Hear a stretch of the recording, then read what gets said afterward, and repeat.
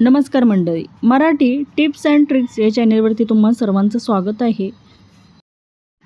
चॅनेलवरती तुम्हाला kitchen tips, recipe tips, health tips, आरोग्यविषयक माहिती पाहायला मिळणार आहे। तुम्ही चॅनेलवरती जर नवीन असाल तर मराठी टिप्स अँड ट्रिक्स या चॅनेलला नक्की सबस्क्राईब करा। आजच्या व्हिडिओमध्ये आपण पाहूया किचनमध्ये उपयोगी पडणाऱ्या अशा महत्त्वाच्या काही टिप्स। बाजारातून आणलेलं आलं जास्त प्रमाणात जर आणलं तर काही दिवसांनी ते खराब होतं। ते टिकून राहावं, चांगलं राहावं म्हणून मातीच्या कुंडीत जर पुरून ठेवलं तर ते जसंच्या तसं टिकून राहतं, खराब होत नाही। लसूण सोलून फ्रीजमध्ये जर ठेवला तर काही दिवसांनी त्याला कोंब येतात, लसूण खराब होण्याची शक्यता असते। म्हणून लसूण ठेवून जास्त दिवसासाठी फ्रीजमध्ये ठेवू नये। मिरचीचा ठेचा बनवत असताना भाजलेले शेंगदाणे त्यामध्ये घालायचे, त्यामुळे मिरचीचा ठेचा चवीला पण छान लागतो आणि शेंगदाणे कुरकुरीत असतात, ते दाताखाली छान लागतात। मिरची जर तिखट असेल तर त्याचा तिखटपणा शेंगदाण्यामुळे कमी होतो।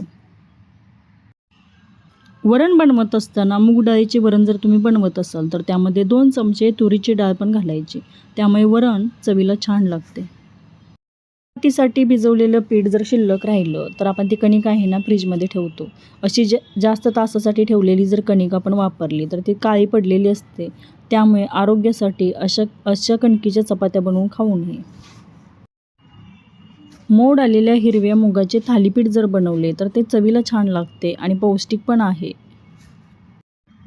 बनवलेल्या भाज्या जर शिल्लक राहिल्या असतील तर भाकरीच्या पिठामध्ये किंवा तांदळाच्या पिठामध्ये मिक्स करायच्या, त्याचे थालीपीठ बनवायचे किंवा पराठे बनवायचे किंवा त्याची भाकरी तुम्ही बनवून खाऊ शकता, चवीला छान लागते।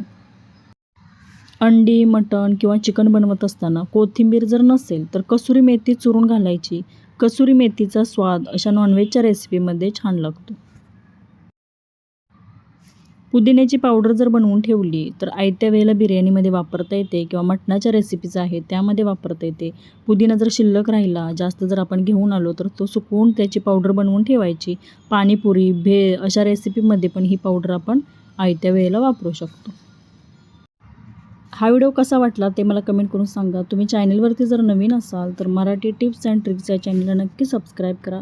या चॅनलवरती तुम्हाला Marathi tips, kitchen tips, recipe tips, health tips असे माहितीचे व्हिडिओ पाहायला मिळणार आहेत। तुम्ही जर नवीन असाल चॅनलवरती तर सबस्क्राईब करा, लाईक करा, शेअर करा आणि कमेंट करा। हा व्हिडिओ तुमच्या मित्रपरिवारासोबत जास्तीत जास्त शेअर करा। चॅनल नवीन आहे, खूप सारे माहितीचे व्हिडिओ तुमच्यापर्यंत मी अपलोड करण्याचा प्रयत्न करणार आहे, तरी तुमचा सपोर्ट, तुमची साथ याची गरज आहे। त्यासाठी तुम्ही चॅनलवरती नवीन असाल तर सबस्क्राईब नक्की करा।